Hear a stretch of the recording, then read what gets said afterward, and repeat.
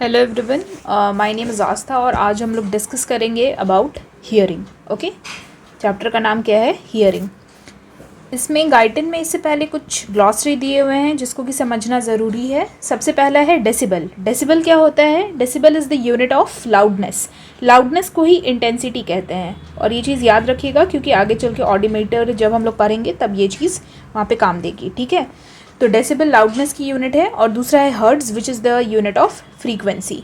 और फ्रीक्वेंसी किसी भी चीज़ की of any of the periodic phenomenon, जैसे कि साउंड वेव्स हैं तो यहाँ पे जैसे मैंने वेव्स बना दिया है, तो साउंड वेव्स एक पीरियोडिक फेनोमेना है तो उसकी फ्रीक्वेंसी, और उसको हम लोग मेज़र कैसे करते हैं? In terms of number of cycles पर सेकेंड्स। चलिए, तो ये दोनों यूनिट्स याद रखने थे बस। डेसिबल जो होता है वो लाउडनेस की यूनिट है और हर्ट्ज़ जो है वो फ्रीक्वेंसी की यूनिट है। अब चलिए हम लोग चैप्टर पर आते हैं। तो यहाँ पे हम सिर्फ बेसिक इंट्रोडक्शन की बात करेंगे। सबसे पहले हम अपने कान के फंक्शंस को जानते हैं। तो जो हमारा कान है उसका 3 मेन फंक्शन होता है। सबसे पहला है to receive the sound waves. बाहर से, बाहरी सराउंडिंग से जितने भी साउंड वेव्स आ रहे हैं उनको रिसीव करना is the first function of our ear. उसके बाद दूसरा है टू डिस्क्रिमिनेट देयर फ्रीक्वेंसीज, मतलब अलग अलग इंसान की अलग अलग आवाज़ होती है, या फिर कुत्ते की, बिल्ली की, घोड़े की, हर एक चीज़ की अलग अलग आवाज़ है, पंखे चलने की अलग आवाज़ है। तो ये डिस्क्रिमिनेट करने का काम भी हमारा कान ही करता है। और ये डिस्क्रिमिनेशन किसकी मदद से होता है? फ्रीक्वेंसी की मदद से।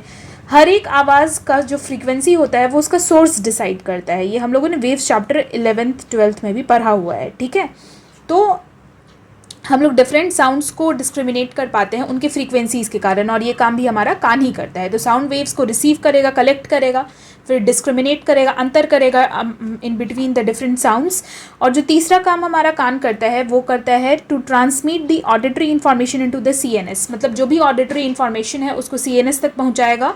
और यहाँ पे CNS में जाकर के हमारे सेंट्रल नर्वस सिस्टम में, ब्रेन में जाकर के हमारे जो साउंड होता है, साउंड वेव्स होते हैं, उनके मीनिंग को डेसिफर किया जाता है, मतलब उनकी मीनिंग को समझा जाता है। ठीक है, तो हमारे कान के 3 काम आप समझ गए। बेसिक था ये, एग्ज़ाम में नहीं पूछा जाएगा, बस जानने के लिए। अब आगे बढ़ते हैं।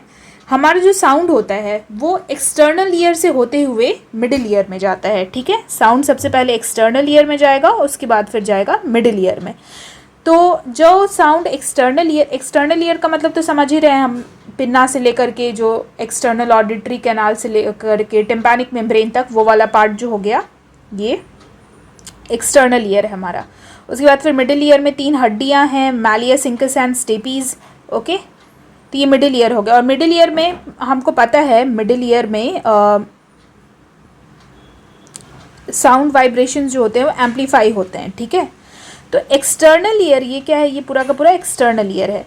तो देयर इज़ नो मॉडिफिकेशन और distortion of the sound waves as they pass through the external ear. External ear से जब साउंड वेव्स पास करते हैं तो कोई मॉडिफिकेशन या डिस्टॉर्शन नहीं होती है। जैसे बाहरी सराउंडिंग में थे वैसे यहाँ पे भी रहेंगे। ठीक है, लेकिन अगर मान लो कि कोई वैक्स है, कोई गुज्जू है in between in the passage, तो वो तो कोई ना कोई ऑब्स्ट्रक्शन करेगा साउंड वेव्स के लिए, है ना। तब हो सकता है भले ही कि साउंड वेव्स में कोई चेंज आ जाए, वरना एक्सटर्नल ईयर से ऐसे ही as it is sound waves जाते हैं।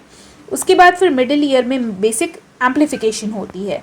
तो हम अब एम्पलीफिकेशन क्या होती है मिडिल ईयर में उसके बारे में जानेंगे। और मिडिल ईयर काफ़ी ज़्यादा इंपॉर्टेंट है from the examination point of view, क्योंकि PYQ में भी देखा गया है काफ़ी बार। तो हम मिडिल ईयर को अब डिटेल में पढ़ेंगे। ओके।